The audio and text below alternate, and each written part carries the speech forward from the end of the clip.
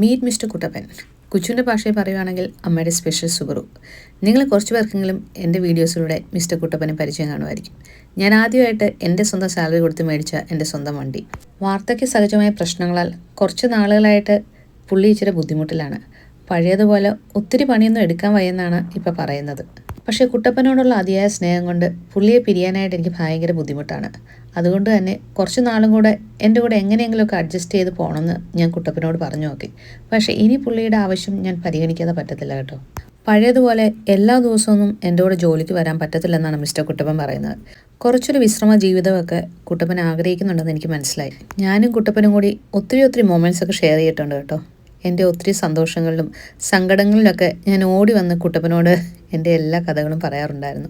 അന്നൊക്കെ കുട്ടപ്പൻ ഒന്നും മിണ്ടാതെ എൻ്റെ എല്ലാ കഥകളും കേട്ടോണ്ടിരുന്നിട്ടുണ്ട് കേട്ടോ.